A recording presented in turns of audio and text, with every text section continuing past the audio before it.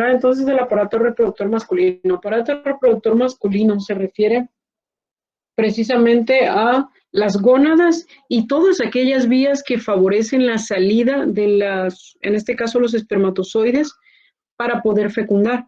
El aparato reproductor masculino está compuesto por los testículos, que son la gónada. Estas gónadas se viajan o migran desde el periodo embriológico, se encuentran en el retroperitoneo, es decir, en el abdomen, cercano a los riñones, y después emigran gracias a la proteína similar a la insulina tipo 3, secretada por las células de... ¿Quién la secreta? Ay, ¿quién la secreta? Leydig. Exactamente, Leydig es la que sintetiza. Acuérdate que las células de Leydig durante el periodo embrionario tienen un componente muy importante, que es sintetizar esta hormona, y sintetizan también, ¿qué otra hormona importante? Leydig hace 3. Testosterona, la más famosa y conocida, factor similar a la insulina tipo 3 y oxitocina. Las primeras 2 tienen función durante el desarrollo embriológico de las gónadas y también para la migración de las mismas. Así que ya para el desarrollo fetal empiezan a descender hacia el escroto. La ausencia de este descenso se conoce la enfermedad como criptorquidia.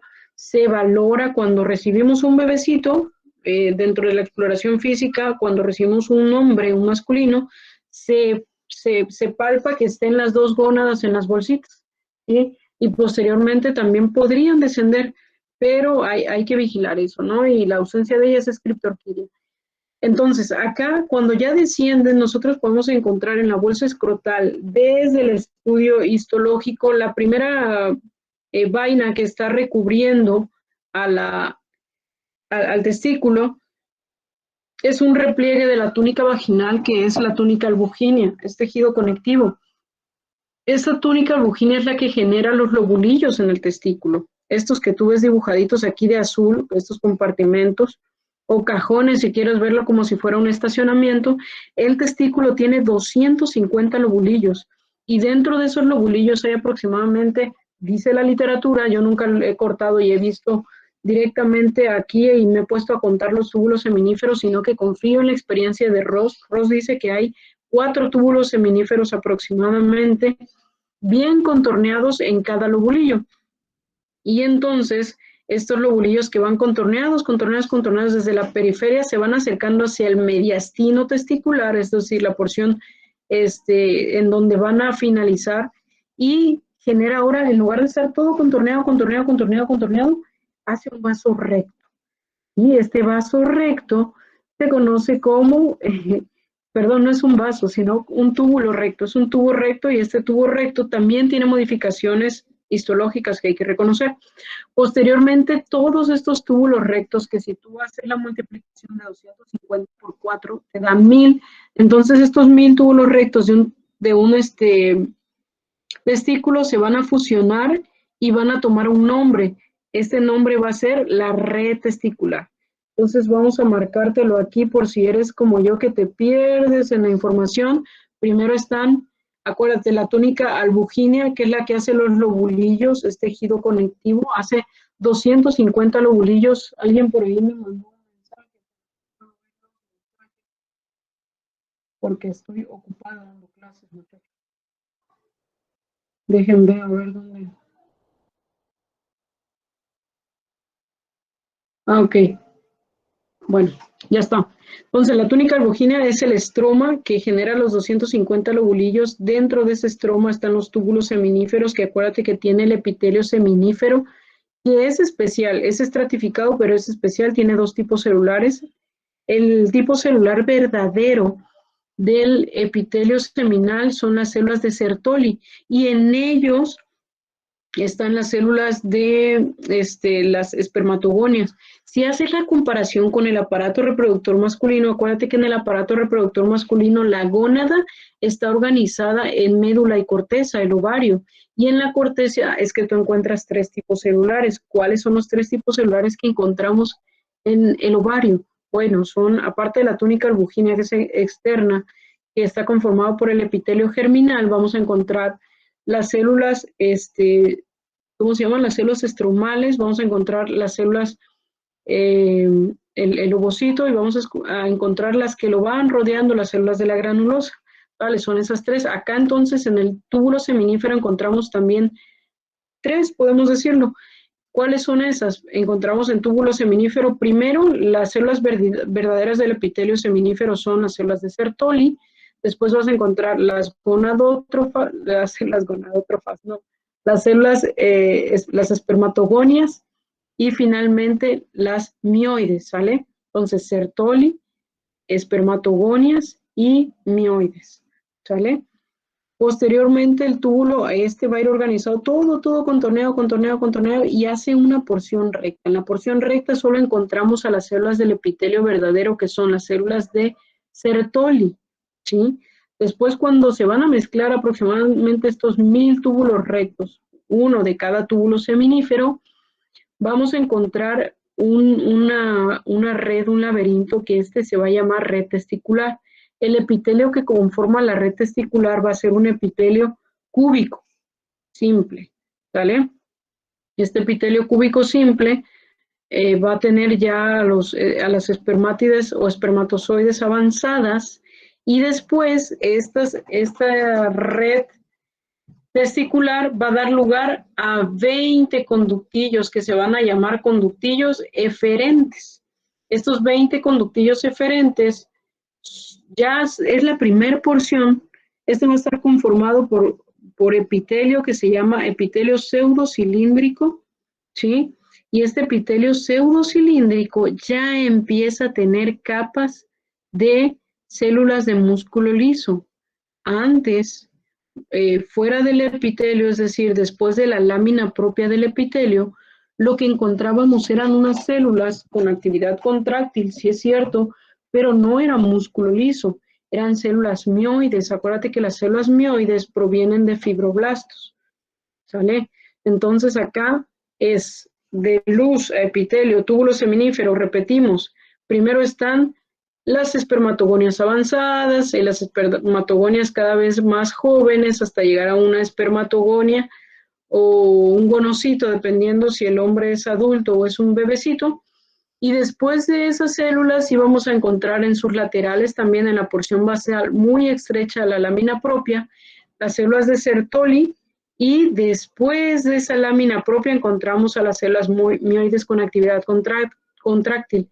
Ya en un conductillo eferente encontramos un epitelio pseudocilíndrico, y encontramos ya la primera capa de células musculares. Ahorita te las voy a ir mostrando. Después, estos 20 conductillos hacen unos conos y después le dan la forma al epidídimo.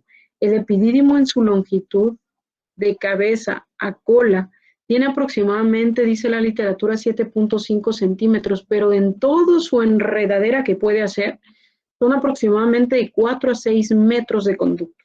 ¿Cuál es la característica o el epitelio que tiene aquí? El mismo epitelio de los conductillos eferentes, un epitelio pseudocilíndrico, ¿vale? Con estereocilios. Aquí ya aparecen los estereocilios y eso te debe de llevar a recordar a tu clase, tus primeras clases de histología, en donde vimos las modificaciones apicales que son 3, cilios, estereocilios y microvellosidades, en donde sabíamos que los estereocilios eran similares a las microvellosidades, es decir, evaginaciones de citoplasma con un núcleo de fibras de actina, pero estas son más largas, ¿sí? En el epidídimo, y solo lo encontramos en 2 lugares, uno de ellos precisamente ya acá en las vías espermáticas, estudiándolo desde el epidídimo. Ahora,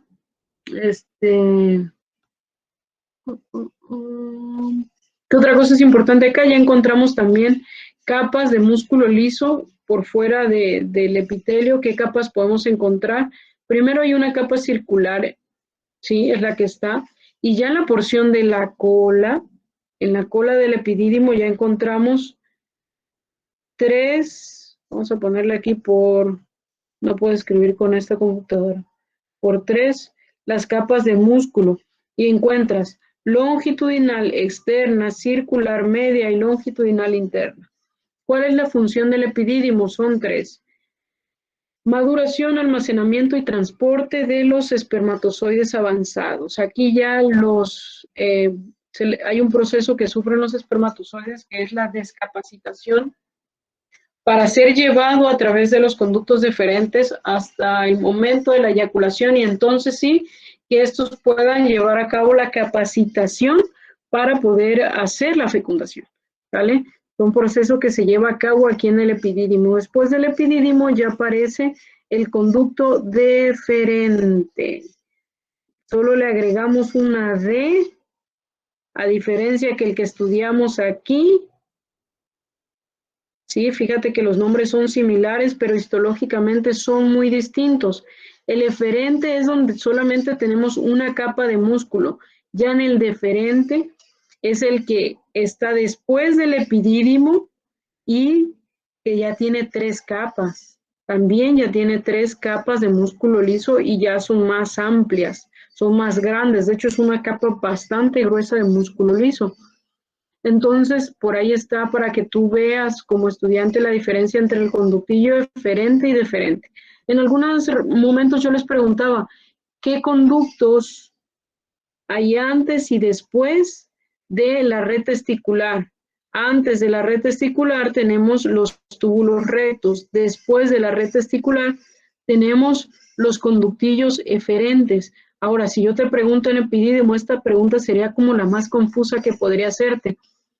¿Qué estructuras hay antes y después del epidídimo? Tienen nombres muy similares, pero antes del epidídimo están los conductos eferentes, que acuérdate que son 20 conductos eferentes, y estos 20 conductos eferentes son los que van a formar la cabeza del epidídimo y realmente pues todo el epidídimo.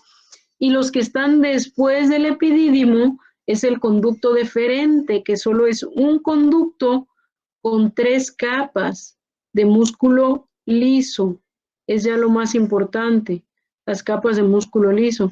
Estas son 20 conductillos, 20 conductos, ¿no? Acá son 3 capas de músculo liso, aquí solo es una capa de músculo liso. Músculo liso, vamos a ponerte aquí. Y el conducto deferente ya lleva los espermatozoides maduros, descapacitados, listos para poder llevar a cabo la fecundación. Ya nada más tienen que salir, obviamente capacitarse en la cavidad uterina y entonces sí llevar a cabo la fecundación. Vale, avanzamos entonces. Mira, te enseño el corte histológico. Túnica albuginea se ingresa, hace los 250 lobulillos del testículo, y adentro de ellos están entonces los túbulos seminíferos. Todo esto que ves aquí son túbulos seminíferos.